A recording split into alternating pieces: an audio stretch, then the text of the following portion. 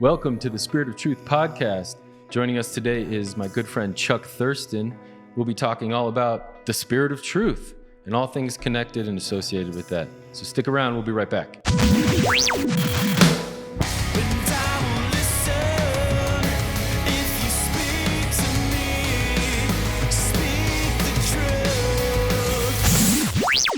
Welcome back to the Spirit of Truth podcast. We're here with my good friend Chuck Thurston. Welcome, Chuck. It's great to have you here. Thank you, Derek, so much for the opportunity to be here. Awesome. You know, it's just such a blessing to have you come by because I know we're such good friends. We kind of see eye to eye on a lot of things as far as our, research in all things the Urantia Book and how it relates to common day society right now. Yeah, just to take this as an opportunity to continue our conversation. Yeah. Because we're always talking about these things anyway. So it's so much fun to be able to come into a studio like this that you've put together and try to communicate and formulate some thoughts and insights and realizations that might be helpful. Yeah. Well, thanks for joining us, man. Absolutely. Yeah, I know we had some time together on the Cosmic Citizen. Indeed. The radio podcast that you're still on now. So how's that going? It's going okay. It's always great fun to read from the Urantia Book and discuss it and try and understand it more deeply and have great conversations with others who are doing the same.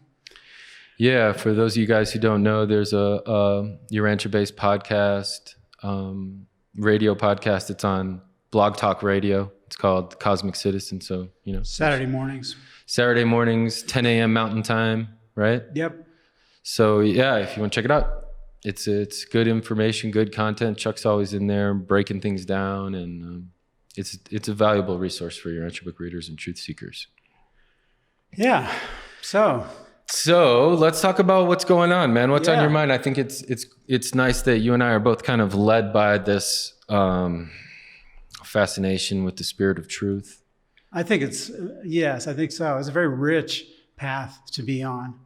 Yeah. I've been fascinated with the Urantia Book since the mid-'70s, so that's more than 40 years now. Wow. that I've been digging into it and studying it and reading it, and it's like it's almost like a crystal or something. It's like the deeper you look into it, the more you see.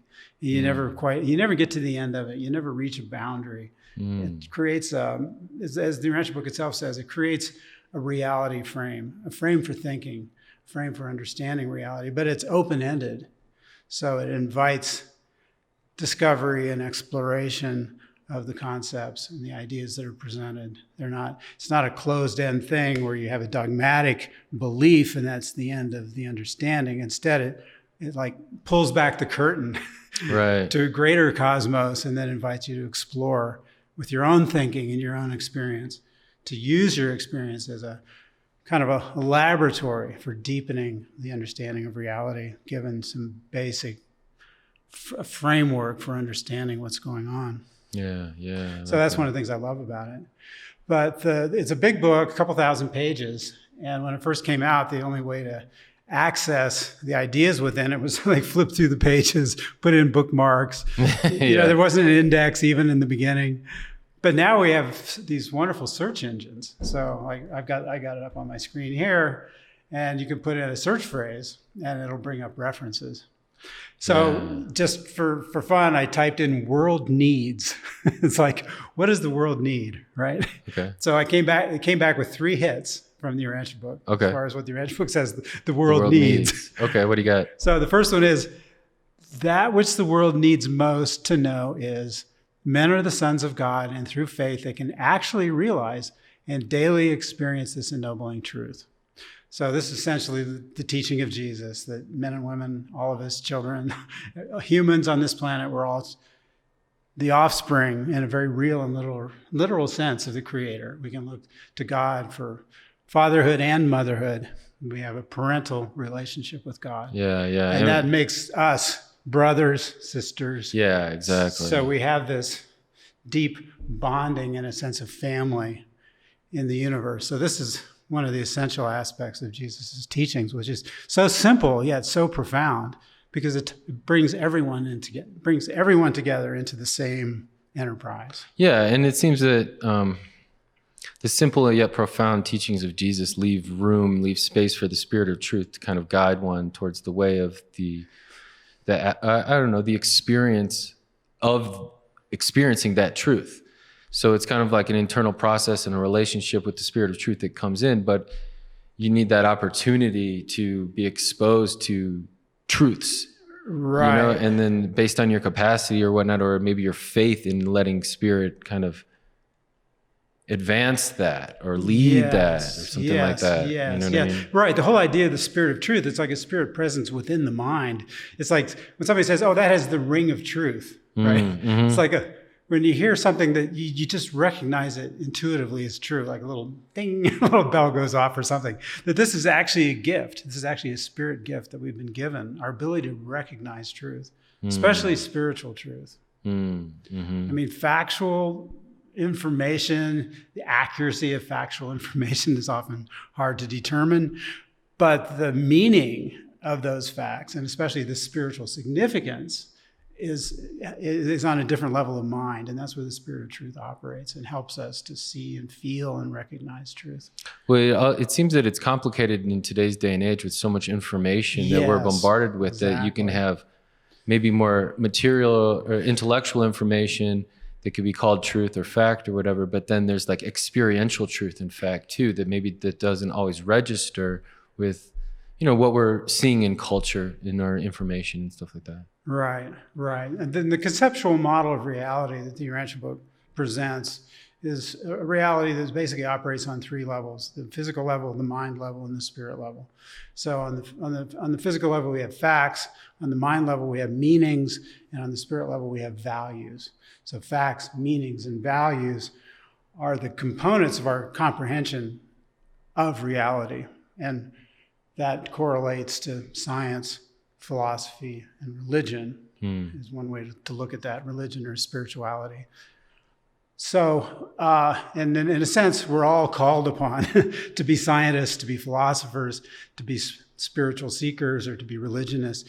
Each one of us as an individual, we need to engage with all three levels of our approach to reality and try and grow in our ability to engage and comprehend and recognize and understand what's going on those three levels, and then bring that to our relationships. So our relationships can operate on all three of those levels as effectively as possible. Yeah, something that David Cantor brought up when he was here, he really made an example of how fruits of spiritual growth are kind of only present and demonstratable in relationship, in personal interaction. Right. It's the only way for them to be kind of tangible almost. Right. And we have these two realms of relationship. That's, to me, what's so fascinating about this, because we have a relationship with deity, a relationship with God, a relationship with Jesus, with the Father, the Mother Spirit, with the creative, originating sources of reality. And then we also have a relationship with each other. Right. And in both these realms, there's personality. So we have a personality relationship with God, but we also have a personality relationship with each other. So our relationship with God can inspire us and inform our human relationships, and then vice versa. Yeah. So to have a balance of these two types of relationship is a really exciting way to grow and move forward and deepen the potentials of both. Yeah. And the thing that bridges both is love. The love is the highest value. Love is the value that unifies and brings coherence to all of our relationships, ultimately. Gives them meaning, gives them direction, gives them fulfillment, gives them motivation. All of that's rooted in love. And that's true with God, and it's true with each other. It is, but it's not always represented with each other here. And I feel, not to be negative, but I feel that with so much trauma in relationships, whether through parents, well, human or relationships are dicey. Yeah, that's what I'm saying. They don't know it to work out very well. Yeah, there's so much That's opportunity. why the relationship with God is so important, because that's the relationship you can always turn to that will never fail. Right, but coming to that awareness, sometimes it's found in moments of desperation or in suffering and trauma and stuff like that, where there's a surrender that needs to take place for all of us, whether it's the surrender in your appreciation for how blessed you've been, or your surrender in like, I've got nothing else, only God can help me, or something like that. Yeah, but nonetheless, there's a space that opens up in your surrender, you know? And what I see as a challenge is that more people are having to surrender in times of hardship to divinity and God's presence and mercy and salvation, because there are fewer and fewer examples of God's personality in human relationships sometimes for people growing up, I feel like. So there isn't that Well, we live in a very secular culture. Yeah. I mean, there's no question about that. And particularly in America. I mean, some other countries are much more steeped in their traditional religions. Sure. You know, you think of like Islamic cultures or Hindu cultures. But in America, we have this funny situation where we have this melting pot, this mixture of cultures. You know, it's originally as this underlying Christian foundation, but the more contemporary expressions of culture in the United States tend to be more secular. You know, there's a whole spiritual but not religious kind of movement, particularly among the younger generations. Well, you're the right person to talk to, considering the research that your daughter does. Yeah, Angie, my daughter, has done a lot of talk work, about spiritual, not religious, and gathering. You know, like how we gather and stuff like that. Yeah, I mean, people are still looking for the spiritual dimension. You know, of those three levels. That people are looking for meaning, and they're also looking for spiritual values. I mean, because values are really what guide our decisions. Values are what guide our lives. Any decision you make, there's an evaluation process that takes place. Right. That guides that decision. Am I going to do this or am I going to do that? And you have to, engage in an evaluation process. So that's where values come into play. And then that gets expressed through the decisions we make in the mind. And then finally, the actions we take on the physical level to make whatever it is happen we decide to do. But that evaluation process is critical because that's what guides whether things get better or worse. You know, are decisions selfish? Or are they motivated by a desire to make things better for everyone? You know, or is there a service piece maybe working through our thinking? Yeah. You know, how can I? Well, that choice to do service is like it's a choice. It's not like, know, everyone's called upon it's voluntary. Yeah. Right. The common misunderstanding is that you're chosen to do something or to be something. Yeah. Or, well, to be better than or whatever. We were just talking about this today. You know, I've been kind of having fun playing with the idea. Well, there's maybe the chosen people, but then there's the choosing people. Right. And I would rather be one of the choosing people than the chosen people. Yeah. In other words, we're the people that are choosing. We're choosing God. We're choosing to serve. We're choosing to participate in every way we can that adds meaning and value to the whole as well as to our own lives. You know, there's a balance of my needs with the needs of the community, with the needs of the whole. You know, that this is recognized, just like in a family. Sure. You want a healthy family, but you also want healthy individuals within the family. Yeah. So this all has to do with choosing. So I like the idea of being one of the choosing people. Yeah, or answering the call, because I kind of feel like, God and Jesus and divinity is always there, already choosing. It's like at the door knocking already. Right, it's stand at the door and knock. For everyone, mind you, for everyone. Everyone. And that notion then is everyone's chosen already. Like already, that should be taken for granted. Exactly, yeah. And you can move past that. The real decision is yours to make. Are you choosing then to follow that call and respond and be like God? Yeah, right. Which is outward going and serving and loving, in that manner. And growing and becoming and struggling with all the difficulties and challenges that are part of this life on this world. I mean, it's not easy. This is not an easy planet by any stretch. No, but I have like, a lot of honor in coming from this planet. Oh yeah, totally. Like, even if I'm not perfect, and I'm not, I still appreciate the opportunities to be at the bottom. Well, that's how we grow. Yeah. I mean, there's the sort of the character piece. How reliable are your decisions to go in good directions? How good are you at standing up again when you've been knocked down? Those kind of things. Staying enthusiastic even in the face of disappointment. All of those kind of issues are crucial to continuing to make progress. Yeah, I experienced that even just putting the studio together. You saw it. No, I know. I recall your very recent frustrations. Yeah, but it worked out. Just trying to get one brand of technology to talk to another. Yeah, everything's so proprietary these days. It's like you thought relationships were tough to maintain. Like getting corporations to work together. Yeah. Yeah. But nonetheless, we got this opportunity, and I'm really feeling blessed that, we can talk about the spirit of truth here. And Yeah. Well, let me go back to these world needs. oh yeah, go for it. So I read the first one, about the world needs to know that we're children of God. The second one says the world needs more firsthand religion. And it says, what an awakening the world would experience if it could only see Jesus as he really lived on earth and know firsthand his life-giving teachings. So this is a challenge to us to awaken the presence of God within ourselves to such an extent that can even in some little small measure be visible to others. Now, where in the Urantia book is that? This is in paper 195.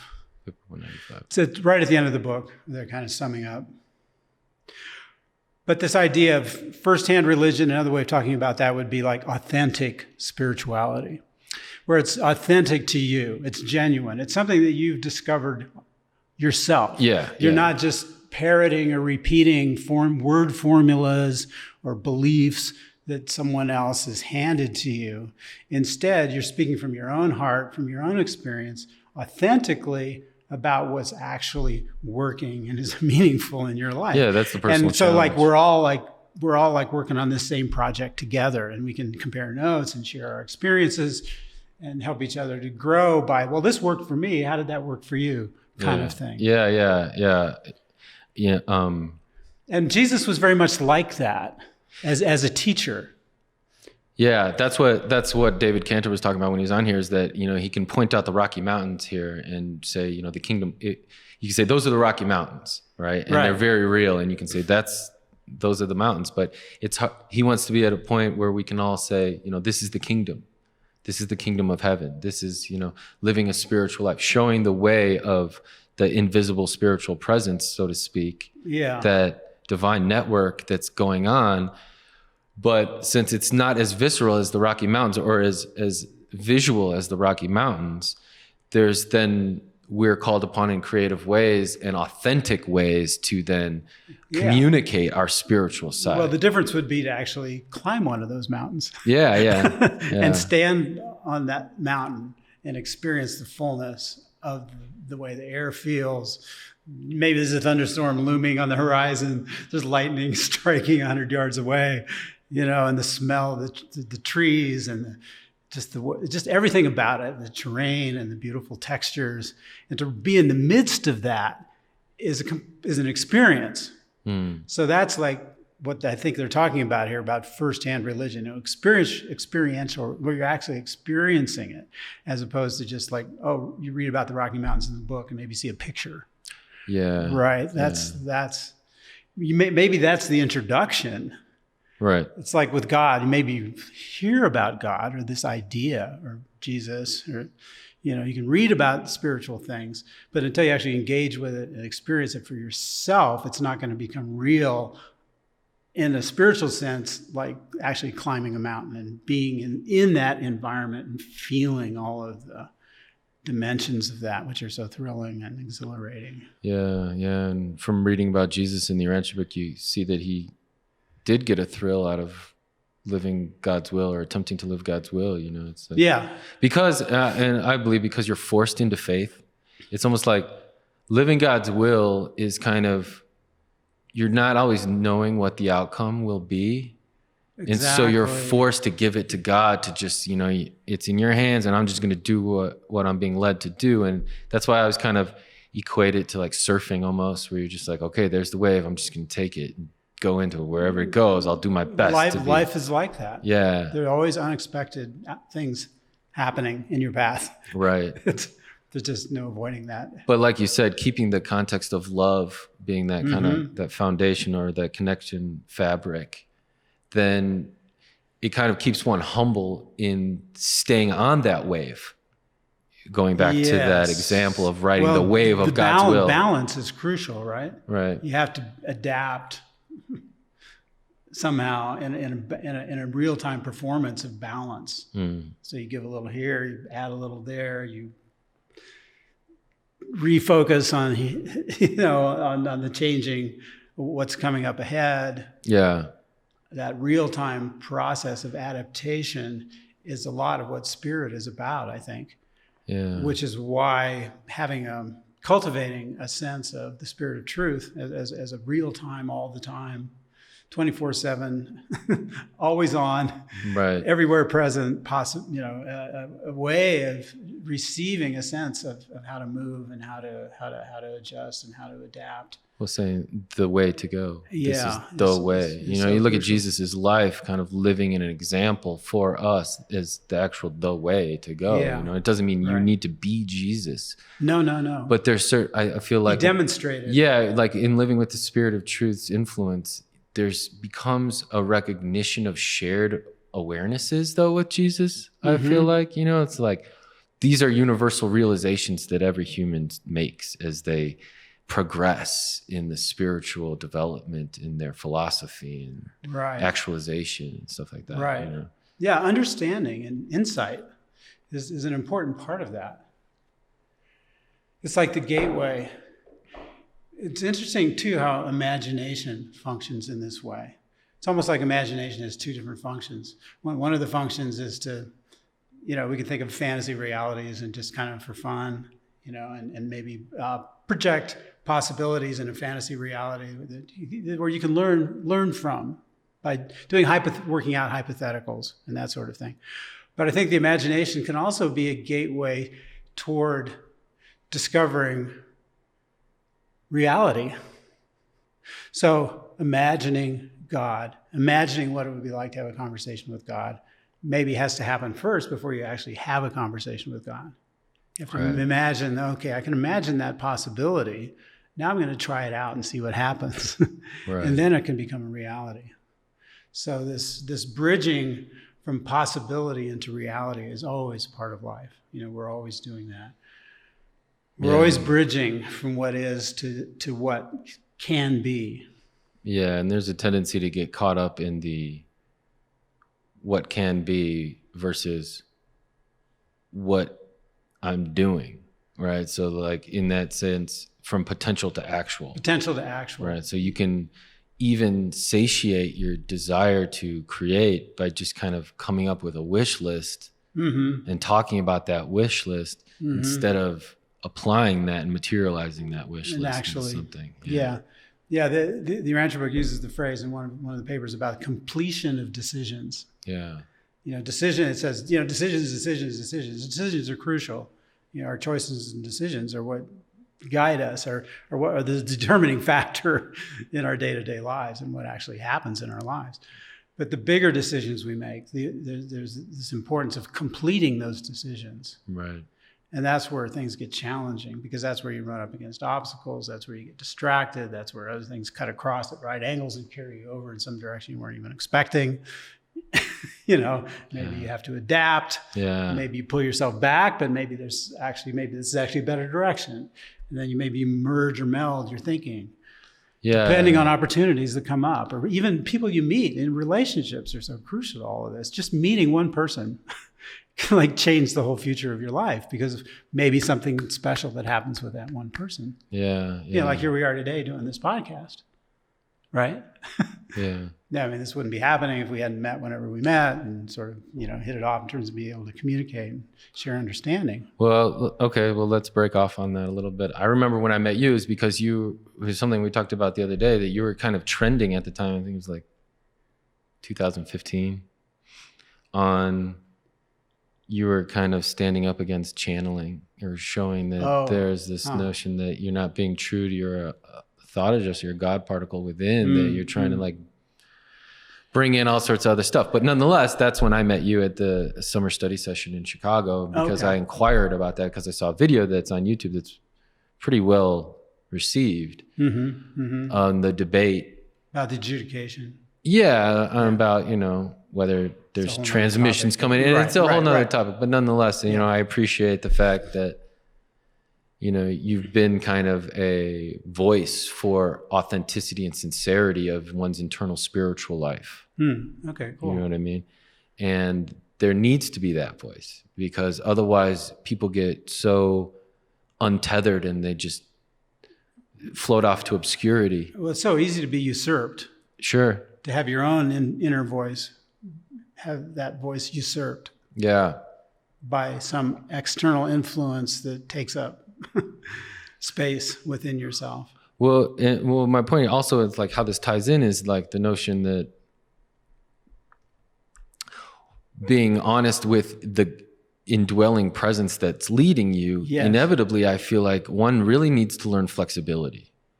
Because when you've been through so many diverse experiences and situations, you know that it's not just one route and one color and one way. You know that you have to be flexible, and that there's so many variables, especially in human life on this planet. And so that's where the spirit of truth kind of comes in and allows this flexibility, this not getting stuck on something, but still having that love as sustainable guiding force. That if you veer off of that, it becomes more of an egoic thing. And it's more this personal, I'm mandating this thing from something that's choosing me to be the like. It kind of fixates. Yeah, it does fixate. On a predefined outcome. Sure. Yeah. As opposed to being open-ended, but directed. And that predefined outcome kind of reflects more of the personal egoic desires, recognition or importance or something like being a savior, a hero of some sort, something like that. A lot of that I think is subconscious, embedded in our subconscious from just our culture of glorification of heroes and comic book heroes and action heroes. Not that there isn't value in being heroic. No, not at all. And the situation calls for it. Right. But the predefining the status of being a hero is kind of a dead end. Well, being a hero isn't sustainable, right? Heroes don't last long. I mean, in your own estimation, if you're a hero, in your own estimation. Sure. But I think that there's a naivete in that people think that you can constantly be heroic and all that, and that the real hero work is done in the day-to-day work, that development, that evolutionary process. Creating value. Not a revolution. It's not a revolution. It's like evolution or a revelation that's developing slowly. Progressive. Continuity, creating value, building on what's been created. In the part of the book where they talk about the flow of reality from potentials to actuals, they point out that the emergence of those actuals creates new potentials. Yeah, that makes sense. So when you actualize a new state of affairs in your life, that then opens up the door to all kinds of new potentials. Right. Increased capacity. Right. Increased capacity, new directions, open up. Yeah. Make new decisions, make new evaluations, and it builds. There's a growth. Yeah. I always pray for an enhanced capacity and wisdom and guidance. Right. And we experience that with each other too, or even previous generations, how we stand on the shoulders of the previous generations and how civilization is sustained by that. Right. That's why it's so important to recognize and honor and uphold the best of previous generations, because that's what we're standing on as we go forward. And those values and achievements can be lost so quickly. Right. It can all be lost even in one generation sometimes. Wow. Okay. Cool. So all right. Well, what's the third one? So taking this idea of continuity across generations and building into the future. The third of these world needs references in the Urantia book, I think, pertains to that in an interesting way.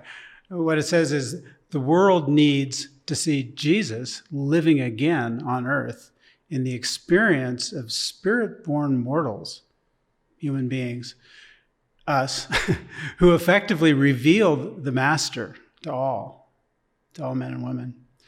And then they go on to say that when Jesus becomes thus lifted up, he will draw all men to himself, which I think is a fascinating idea, concept.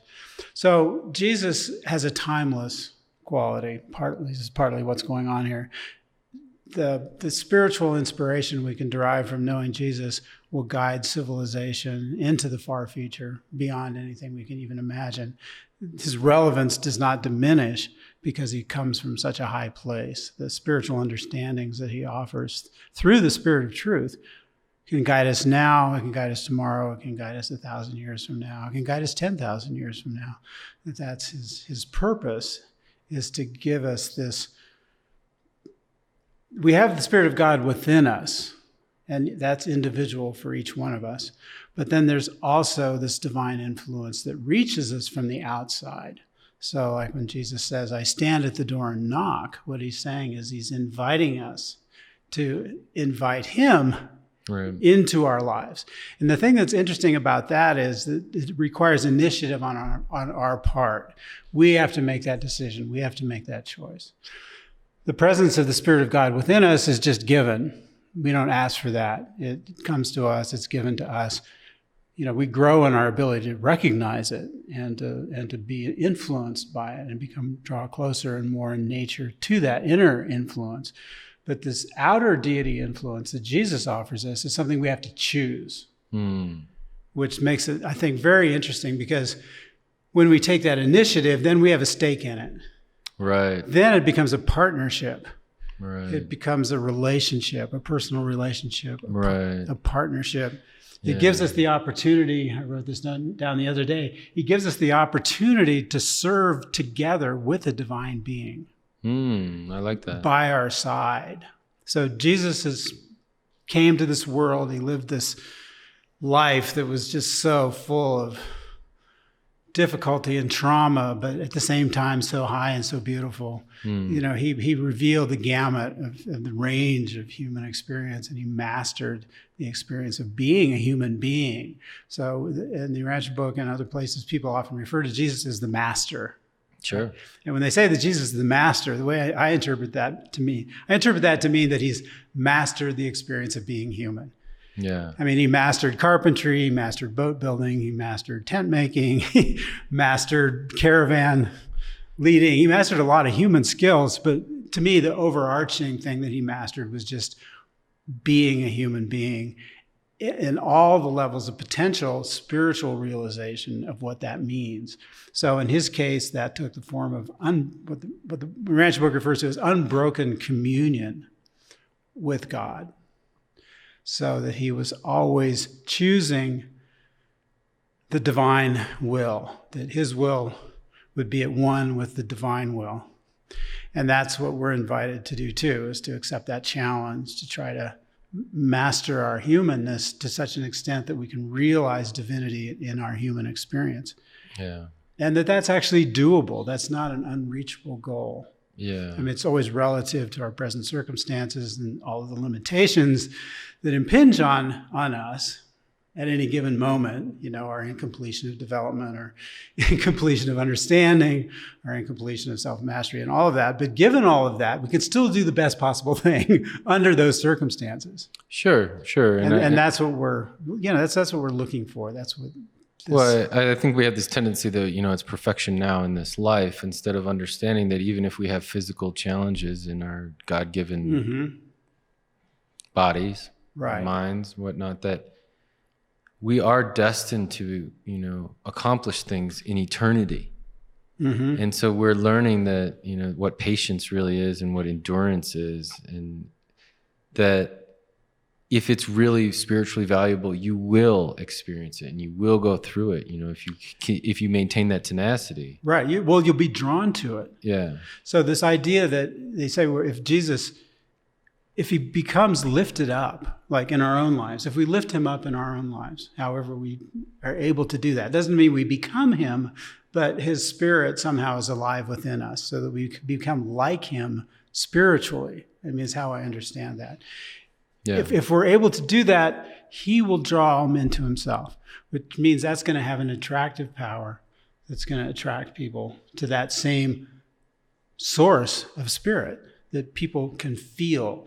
So in that idea of him drawing all men and women to himself is this notion of what the Urantia Book calls spiritual gravity. So going back to what I was talking about in the beginning about these three levels of reality, the mind, the physical, the body, the mind, and the spirit, or right, physical, mental, and spiritual. Each one of those levels has gravity. meaning there's an attraction influence that permeates all reality that operates on all three of those levels. So we're familiar with material gravity, right? You jump up and you come back down again, pick up the pen. Right. And how that happens is invisible. There's no strings here. Right. There's an invisible attractive force of physical gravity.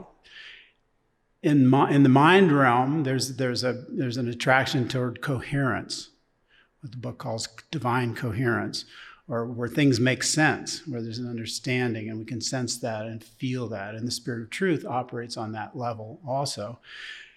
And then on the spirit level, there's an attraction there as well. Right. Where the quality of where spirit is just inherently attractive. If we feel it in someone else or we feel it within ourselves, we want more of it because it enlightens, it makes everything better, it guides, it simplifies, it coheres, it does all the things that as human beings in our struggles with confusion and incompletion that we need. So desperately, it beckons and offers us a remedy on that level.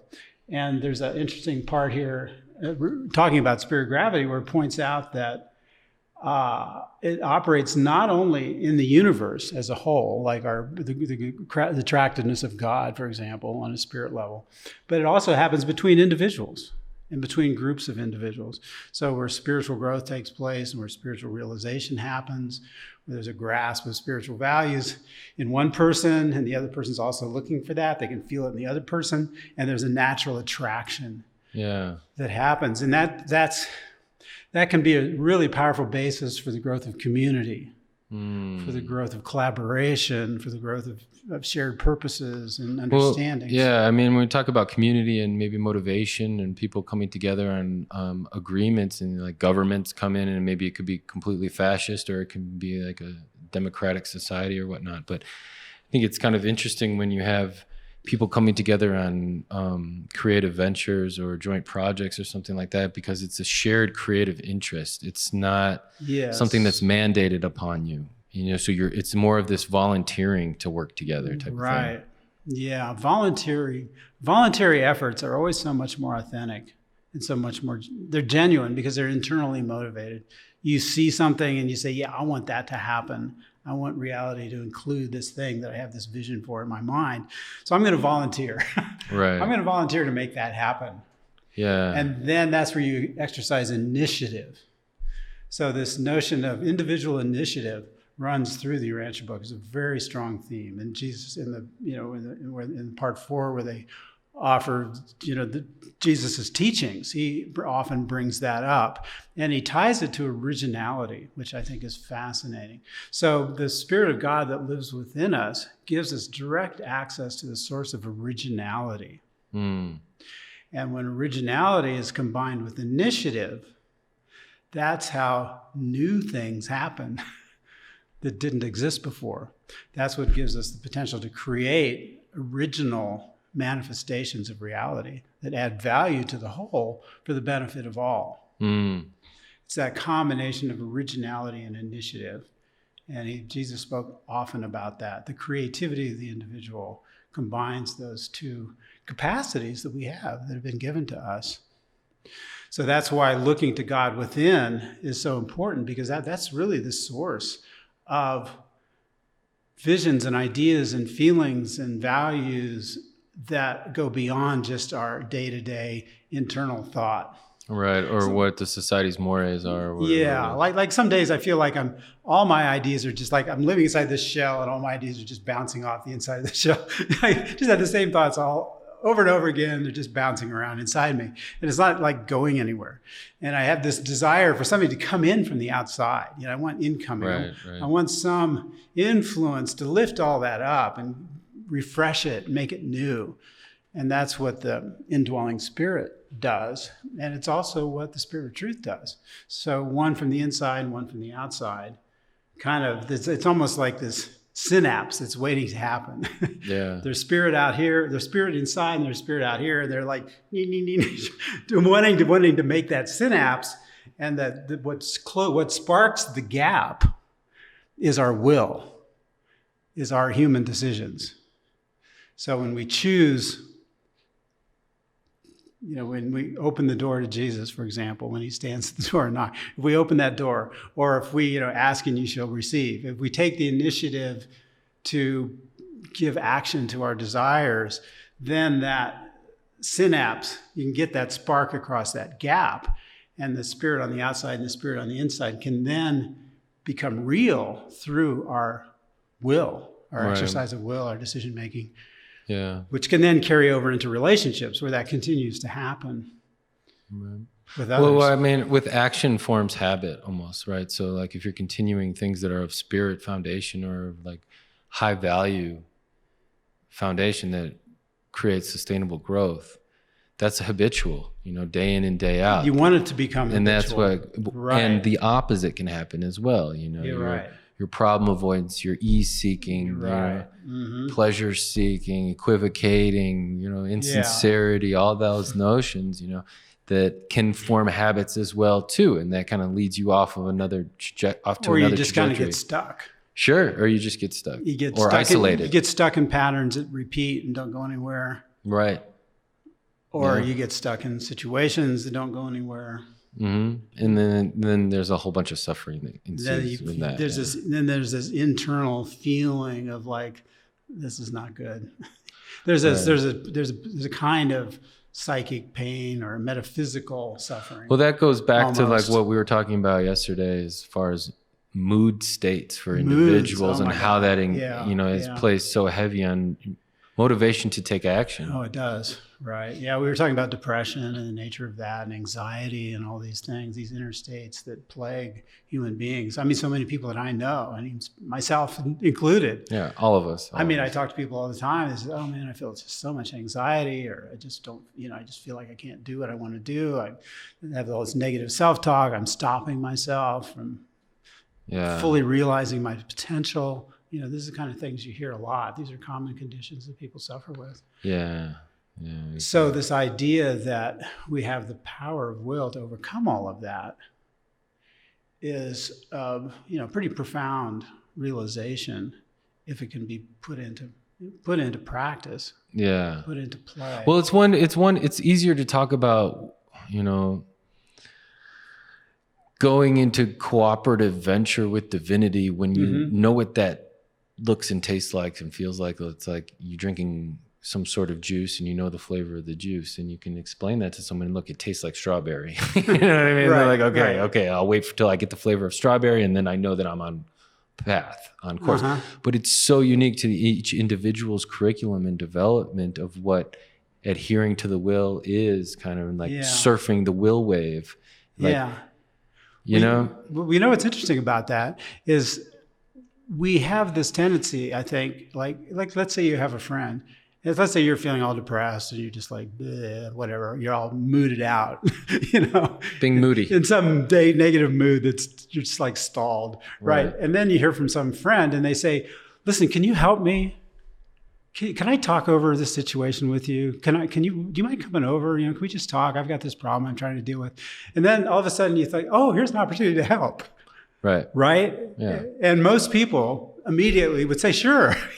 Yeah, I'll be right over, or let's talk on the phone, or whatever. I mean, when someone asks you to help, when you're actually given a real-time opportunity to serve, that usually lifts us out of our mood. Sure. Because then we start to feel better. Our self-esteem goes up. You feel like you have a purpose. You're functioning in some way that has meaning and value to another person. And that to me is like such a crucial observation about our nature, to pay attention to that. Yeah. And there's a little quote here I found where it says that ever bear in mind that God and man need each other. So this idea of being needed and how that can draw us out of our moods and regenerate a sense of enthusiasm and excitement about what we can offer, that comes into play in our relationship with God. So, I think there's a tendency to think of we're the ones that are all needy, right? Yeah. And God's just sitting over there sort of twiddling his thumbs, waiting for us to get our act together. Right. Right. But what the Urantia Book tells us and teaches us is that God needs us just as much as we need God. And it's for the purpose of fulfilling the final attainment of destiny, of the divine destiny of universe finality, they call it. But that plays out on a day-to-day basis. So God looks to us for experience with imperfection. We offer that to God. Sure. The ability to live, to join, to bring God's consciousness into our consciousness so that God can experience our experience. Yeah. And that it's a reciprocal relationship. So that idea that we have this companionship, this divine sense of divine companionship, where our divine companionship actually needs us. It's not just a taskmaster. There's a real need there. Yeah, with all relationships, that's important because it's an invested interest. There's you're depending on one another to fulfill their role. To fulfill the potential of the relationship. Yeah. Right. The relationship has a potential that can only be fulfilled with full participation of both partners. Yeah, I think sometimes people have a tendency to like speak for God in their own internal life. And so if they were listening instead of speaking, they might even hear God asking them to help him, like in the way of like, I need you to do this. Mm-hmm. You're called to help, to serve in these ways, mm-hmm. And I think maybe sometimes we have a tendency for our own internal dialogue to like speak for God because what God asks us to do might be so outside of our normal habits or our comfortable zone. Mm-hmm. That he's asking us to step into faith where we're not knowing always what's going to happen and a guaranteed outcome. Exactly. And so sometimes when we speak for our own selves and not let God speak to us, that we take that route that we know we can dominate in or whatever it is. Yeah. I think there's different ways of talking to God that some are maybe more effective than others. I don't know. I mean, in my own experience, I've found that if I'm open at the same time that I'm having this dialogue, then it can provide an opportunity for new realizations to come through my voice. That I'm not just regurgitating something I've already thought before. There could actually be new original insights get expressed through my voice as I'm talking to God. So I think there is also that potential. Yeah. But the willingness to be open. But I've also found, especially recently, that it helps to sometimes just sit quietly, but give my full attention. This is something that attention is something I did a workshop at the summer study session about this because it struck me so I remember that powerfully recently, the significance of attention and how, the Urantia Book talks about how our minds, within our minds is the one area where we actually have some sovereignty, where we actually have some control, where, we're not totally subject to what they call a priori causation. Right. Right. We can actually have some sovereignty. We can make things happen that spontaneously that wouldn't have happened otherwise. And one of the areas where we have some control is our power of attention. How strong is our attention? How fully and strongly do we give our attention? So like in a relationship, with a human relationship, with a partner or a friendship, the quality of that relationship to a large extent depends on the quality of the attention that's given within that relationship. So if you if you listen carefully, if you really try to understand, then you respond, and there's this quality of attention, the relationship's going to be strong and it's going to grow because that's so satisfying to the other person. I mean, everybody loves attention, right? And particularly if it's strong and it's good and it's loving, we thrive, right? So to be able to receive that and give that both, I think is really important. And that operates in the same way with God. So when I just give my attention to God, like you're talking about, not try to dominate, not try to inject my own thing necessarily, but just not just be mindless, but to be very present. Listening, you're interested. But be very present with this gift of attention. Mm-hmm. It's like effortless attention. I think the book calls it something like that. This love. It's like, okay, I just want to be. I want to just enjoy the presence. I mean, we can experience this with each other too sometimes, where we just enjoy the other person's presence. Mm-hmm. We don't even have to be talking. It's just fun to be in the same room with them. Mm-hmm. And you feel that. You like that, right? Mm-hmm. And it's the same thing with God. I think we can experience that with God. We can experience that with Jesus, where we just enjoy just sharing the presence. I mean, humans will video chat with one another and instant message with one another and just leave their face on the screen as they fall asleep or whatever. It's like, there's personalities are known, and right. They know and can be known.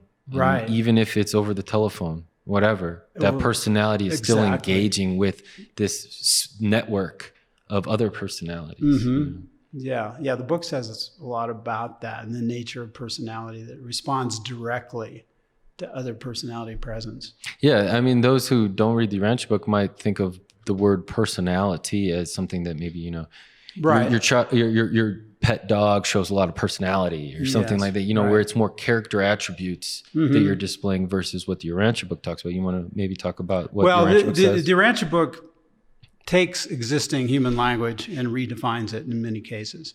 So it's trying to be a manual for us. It's trying to be a user's manual in a sense for universe reality. It's trying to reveal to us and explain to us realities that are beyond our understanding and beyond our familiarity from just our own human history and our own philosophy and metaphysics. So in order to do this, in some cases, it has to take existing language and expand its definition or even reassign or reshape its definition a bit in order to serve the purposes of the communication that it's trying to achieve. And in addition to that, in other cases where there is no existing language, then they'll actually make up words. Right. I mean, they don't do this a lot, but there are a few cases where they make up a new word just because there's no existing word for what they're trying to explain or reveal to us. But in any case, personality is one of those words that the Urantia book defines in a very particular way. That's in some ways it's almost the most important word in the whole lexicon of the Urantia book because of the significance of what it's pointing to. Right. And it's the nature of personality is such that they don't even attempt to define it, but instead will point to characteristics and evidences of its existence in ways that we have of sensing it and understanding it. But it's so important because God is personality and we are personality. And it's our personality, our selfhood, that enables the potential for relationship. So without selfhood, without personality, without a sense of self, you cannot have a relationship. Right. Yeah. So instead of it's all just sort of merging together into one big blob where we maintain our individual integrity, but instead create relationships. And then those relationships become creative the relationship, there's the model of a relationship as it's presented in the Urantia book is that there's this third entity that's formed, which is the relationship itself. Right. I mean, there's me and then there's you. And then in our relationship, we create this third thing, which has a reality to itself. It has its own characteristics, its own patterns, its own values. Well, you see when bands form, right? Yes, guys come, girls come together and they join a band and it's just like this symphony of what all of their contribution was. And it's greater than each individual. It's greater than, it's more than the sum of the parts. Yeah. So this combined entity that's created in relationship, and then that reflective of parents coming together and having children, creating children. That's kind of an archetype or a pattern of that. Right. So we have that in the Trinity. So the Trinity concept in the Urantia book is an expression of that. Yeah, it's like everywhere. And then that pattern, permeates all through reality. That's why we see so many triads. In the Urantia book, where like truth, beauty, and goodness, or matter, mind, and spirit, or like you were just origin, talking history, about. and destiny, or past, present, and future. All of these triad relationships describe dynamic systems. So static structures tend to be binary. In other words, like if you look at our body, it has a left and a right side that's symmetrical. Or you talk about up and down, left, right, those kind of things. States, language that describes states of existence tend to be binary. I'm hot, I'm cold, I'm happy, I'm sad, that sort of thing. Right. Whereas dynamic systems tend to have triad architecture, where there's three dynamic components that are all working together. So like the process of becoming, for example, this is a classic, as having, doing, and being.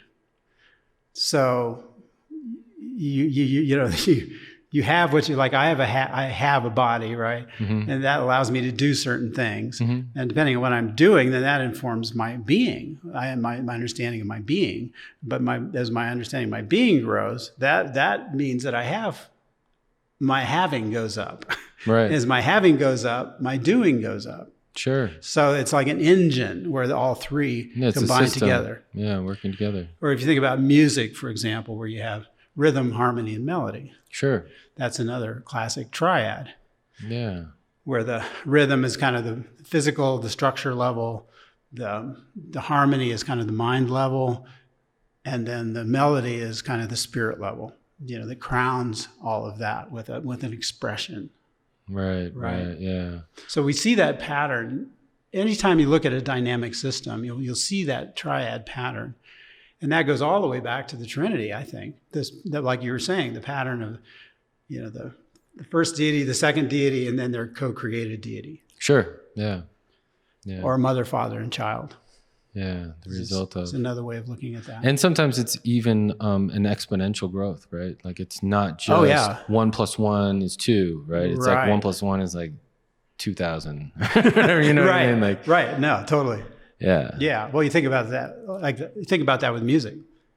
Sure, exactly. Totally. When you combine all three components, it can take it to a level of meaning that's beyond anything we can even imagine. I mean, the potentials for music to transform and uplift and enlighten and inspire is just beyond anything. Well, that's why I'm so into film and, media, because it's like you take all those influences of music and you can add them on all the influences of visual, and that together, it's like another symphony of so many people's talents and abilities and skills and trade that they put together to attempt to uplift the quality of thinking, in certain ways, certain directions. So it's teamwork, I think, is like one of the most important things that we can learn here. I think you're right. And so if collaboration. Collaboration. And if we can collaborate on things that we enjoy, I mean, that's good. That's going to keep your interest and your attention and your focus on things, because it's win-win-win all the time in that. And especially if your creative ventures are centered around your skills and ability, but still room to grow in. Yes. To be uncomfortable a little bit and push. Because there's a potential that's beyond your current manifestation. Yeah. And you want to reach that. You want to get to that because you can feel it in your bones. You can feel it in your heart. You can feel it in your mind. You can feel it in your spirit. That's why I lift weights, man. Like I lift weights because I know that I have to break down almost my muscle fibers in order for them to enhance capacity to grow. You feed it some protein, those torn muscle fibers turn into muscle, right? And so it's kind of the same thing. It's just kind of breaking it down to a necessary enhancement that will come, but you have to have faith in that this work that you're doing step by step, day in, rep out every time, by showing faith, then it yields fruits that happen, not immediately, but it does yield fruits in a pattern that you grow to recognize. It inspires a level of determination. Sure. And when you see results, that inspires more determination because you're seeing things develop. Right. Exactly. Yeah. So when I was reading about spirit gravity, mind gravity, and physical gravity, and how those are the big attractors that attract us to spiritual values, that attract us to spirit personalities and all of that. I got to thinking about, there's also this thing we could call possibility gravity. Oh, potential gravity? Well, possibility gravity, where in your mind, you realize a possibility. Like you were just saying. Right. You get a kind of a vision or a hint or an intuition about something that you could actually do that's actually possible for you to do, but you haven't done yet. It's there for you to grab. It's there as an opportunity. It's there as a potential for you to realize and achieve. Yeah, I get that all the time. And that, I think gravity is almost a good term for that because it has an organizing effect. It reminds me of what you're talking about is how some people go into the law of attraction, right? And so it's like you keep it in your mind and you can do it or whatever. But I always find that has always tends to be focused around like material needs. Yeah, can be. Yeah. And it can also be almost like magical thinking or kind of passive. Yeah, well, that whole notion of magic and like all I have to do is to think about it and it'll automatically happen. And it's also saying like I'm God, right? So like whatever I want, if I pray for it, it'll happen. And then that's more like magic is you're making divinity bend to your will as opposed to asking for increased capacity to recognize the will of divinity. Right. Well, when there is a matchup, when what I want is also the will of God, right, then those things can and do happen. Oh, absolutely. Right. And that's the piece that often gets left out of that. Right. That it also has to be the will of God. Yeah. So when our will and God's will become one, then that's when things get really exciting. Yeah. Because we get this reinforcement, both internally and also externally. That's where we begin to work with the Spirit of Truth. And that what also ties us to, the Urantia Book refers to as the seraphic planetary government. The idea that this planet has celestial administration. Right. They're unseen beings who are responsible for this world and are looking after it, and in every way possible, trying to foster its evolution and its positive development in good directions, in spite of all the difficulties on the ground. And that's a newer concept introduced by the Urantia Book. This, it is, the seraphic planetary government that. Seraphim meaning angels. Right. It's like an angelic government. An angelic team to come down here and help. Right. And as the Urantia Book states, that it's something that's, it's only like 2,000 years old since Pentecost, essentially, right? So I'm glad you brought that up, because me personally, I always get intrigued by that and thinking that, as far as Jesus blazing a trail of the way to go, I feel like it's part of my responsibility to help find paths along that way that we can consecrate our God-given skills and talents and abilities in ways that we choose to serve and uplift the planet and its people. And I think that since you have a seraphic planetary government who's already consecrated to do that, right, that they're almost in the back of each room looking for people to volunteer and raise their hand and sign up for a task of some sort, Yeah. Right, exactly. So I really feel like it's important I don't expect everyone to read the Urantia Book or know about planetary seraphic government or what their disciplines are or anything like that. But I think that there's a lot of value in knowing that, just as we talked about before, divinity wants your help too. Right. And they're looking for volunteers because they're not going to coerce you into doing universal good works. Right? You just can't do it. It's something that we choose to do. We have to choose. And so that's why you see that there's a lot of lessons in that. There is so much charity to do here. There is so much good works to do here that there's no shortage of things that you can do. And then to take it to the next level, I feel like, is when you're doing those good works that stem from your foundation of your destiny. What your God-given creative abilities are.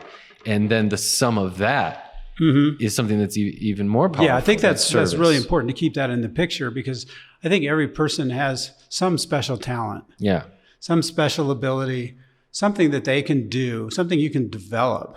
I mean, somewhere in the book it says life isn't truly real unless you can do at least one thing really well. Right? And I think I've taken that to heart. I think that's really super important, to be able to develop some kind of a skill where you can actually do something really well. Right. And if it's tied to your sort of innate, given talents, abilities, that'll be a natural path. That'll feel right. You can have a natural desire to do that. It keeps your interest. Because you have an intuition. Yeah, I can do this. You have a feeling that you can do it. So then you begin to develop skill in that area and you get better and better at doing it. And then that becomes an avenue of service.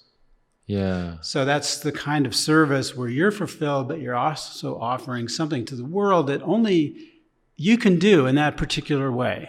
Yeah. Okay. So you bring up a point that's kind of interesting to me, in that you look at like our education system, it's almost built upon not really building your strengths. Like, I understand balance, but it's also like trying to get you to achieve a certain level even in your weak points. Like, as someone who's maybe not oriented towards math, they have to keep taking this math and keep taking this math, and they might keep failing while their strengths might be somewhere else. And that isn't really, brought along and nurtured for what our dispositions are all different, and how we're centered for our strengths. And I'm not saying don't focus on things that you need to work on, because we all need to work on things in order to achieve some sort of balance. But also, like you just said, we are all like predisposed towards certain talents that we have that we're asked to share. you know? So that's why it's like this spiritual education and practice is taking your strengths and applying it in a practical service orientation, as opposed to saying, no, not until I develop all my weaknesses to be strengths, then I can go out and serve. Right. You know, you're keeping yourself on the bench and not getting in on the field. Right. Well, this is kind of where the whole character issue comes in, because you do need a basic foundation of functionality. Right. You know, you need to be able to pick yourself up. You need to be able to keep going and keep trying and keep developing, even when things don't go well, or even when you fail. When you try, you know, you got to try again. That whole thing. But to have the companionship of deity in that process is such a powerful and helpful thing. To be able to say, you know, to be able to just talk to God about it and say, you know, well, I tried, you know, it didn't work out, but should we do it again? Should we try again? You know, if you think of God as a divine parent, I mean, for anyone who is a parent, you can, I'm sure, understand this, or you, again, use your imagination to project the possibility, and then maybe that'll open a way to understand. But as a parent, you want your children to succeed. Right? Yeah. You want them to be autonomous. You want them to be independent. You want them to be self-actualizing. You want them to be able to find a path where they're doing good things in the world and their lives have meaning and they're discovering meaningful relationships. You want all those things for your children. Just naturally, you just do. You want to see that happening. Because if those things don't happen, then they end up being dependent on you, and they just keep like living at home in the basement or something. You know what I mean? You don't want that. Yeah, and never leave the house. Yeah. Right. So I think it's the same way with God. You know, God wants us to succeed as a parent. The parental nature of God is, you know, it has that dimension of wanting to see us succeed. Yeah. And it's a cheerleader. You know, God is our best cheerleader. It gives us encouragement, and you know, when we need it, you know, all of those things. You know, the comfort. They've referred to the Spirit of Truth sometimes as the Comforter. Yeah, the Holy Comforter. Yeah. There's a church right down the street from my house called the Church of the Holy Comforter. Actually. Right. So this is comfort based on the assumption that you're trying. Right. And the understanding that life is not easy. Mm-hmm. And sometimes you have to work really hard. You have to try really hard to get things to turn out. And in the midst of that process, you can be comforted, knowing that there's an understanding that on the deity side, on the God side, there's an understanding of what you're going through. See, this is the beautiful thing about Jesus, is because he's been through it all. He's seen it all, actually, as a human being. Right. He's been one of us. Right. So Jesus is the only deity figure, the only deity, divine personality that we can say that about. I mean, the first source and center creator gives a piece of himself to live within us, but the Father, in that sense, is dependent on our experience to actually have a human experience, right? Right. But Jesus has been one of us. So he's replete with human experience. So that gives him a compassion and understanding that puts him in a very special position. Yeah. And the Urantia Book also talks about the angels guardian seraphim who live with us and help us also from the outside. But they're not humans. They're a different type of being. Right. They're near us. They're what the book calls ministering spirits. Well, as we talked about yesterday, remember we were joking around how you can picture your guardian angels as kind of like little league coaches, just like cheering for you. Swing the ball, swing the bat, swing the bat. Yeah, swing it. Yeah, they'll just stand there. And then it's mostly us crying, being too afraid to swing the bat. Right. So anyway, yeah, they love us. They're there for us in every way we can imagine.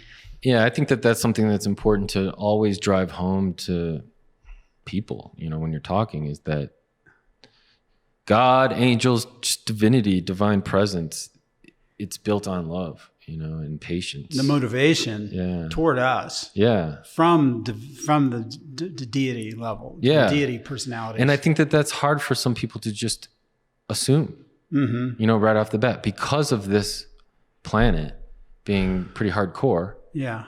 Yeah. There's so much competition. There's so much you need to earn my respect. You need to earn my love. You know, like, what are you doing for me? You know, and so when you're talking about a divine, unseen presence that loves you unconditionally for who you are, no matter what, that's sometimes tough for people to, you know, Yeah. show some faith and kind of go out there and talk to that presence and open up and show some vulnerability and things like that.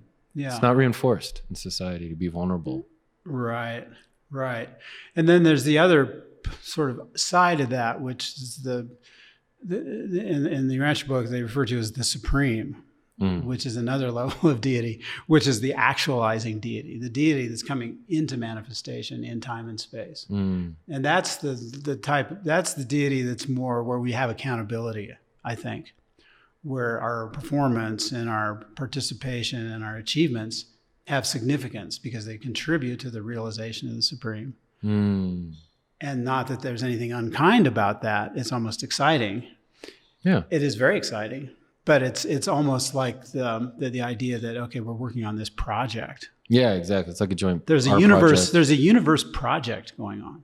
I mean, all of the entire realm of time and space, finite as it is, beyond our imagining in terms of its scope and size and everything, nonetheless, finite is like a project, and everyone, all the beings within that, are all working on it together, trying to bring it to a level of perfection. Yeah. So to feel like we have a role to play in that. We have a role to play in a cosmic undertaking. I mean, we have our planetary responsibilities, we have our families and our human relationships and the world, how we try to serve in the world and all of that. And that's all part of it as well. It's all under an even bigger umbrella of cosmic, like a cosmic project, the outcome of universe finality. Well, it also shows it's kind of like God's contracting us out. It's like he needs us. We got things to build in undeveloped levels, and right. that you need a team for, and you need a team of maybe some pretty battle-tested people because they're going to go through some tough things. Oh yeah, I mean, you look at some of the stuff that goes on in this world; it's just like horrendous. It is horrendous, and it sucks some of it, but at the same time, it's like you think of all the stuff that paid off in the end was pretty grueling. Like the work that you had to go through. I look at Olympic athletes and the grueling training sessions that they go through and stuff like that. It's like just to stand on that podium and receive that gold medal. How much more valuable is it to receive that spiritual advancement, And then how much more grueling might it be? Yeah. Yeah. Well, you look at everything that Jesus went through. Oh, yeah. You're going to follow him. Guess where you're going to end up? But all of that was a demonstration of love. Yeah. His demonstration on putting himself in human hands. Right. Putting himself at the mercy of his children, human decisions, the decisions of his children. Yeah. And coming through it all with love. And even ministering to those crucified next to him till the very end. Yes. Right. Absolutely. He was helping people out the whole way. To the end. And then beyond that, demonstrating that, okay, this is just the vestibule. This is just the transition to the next life. Right. To the next stage of human existence. Demonstrating that he's demonstrating survival, salvation, that beyond this life. Yeah. So no matter how cruel the fate may be in this life, if you have loyalty, if you're close to God and you want to survive, you'll be carried off this planet to the next stage. Yeah, I think the difficulty that a lot of us have in accepting that is just that our fear of pain. It's a very built-in animal type of pain avoidance. Who the heck wants to feel the pain? Right. But I think not that all of us have to go through that. True, and not everybody will. We had a friend who just had a heart attack, passed away at night. Boom, wake up in the next realm. Okay, cool. Yeah. Not all of us will, but still that enduring process of any type of suffering, we try to avoid as much as possible. But I think with Jesus' message is like, look, this is just a short time of suffering. This is just a short season of suffering. It's really, in the bigger picture, it's not a big thing, just kind of tough it out. It's kind of like first time you go to the dentist or something like that, it's weird and someone's drilling and doing all this stuff and you're afraid when you're a kid, or the first time you fly in a plane or something like that. But it's a necessary step in order to get into something better, and it will end. Yeah. Well, and a lot of times those kind of challenges often are the ones that make us stronger. Right.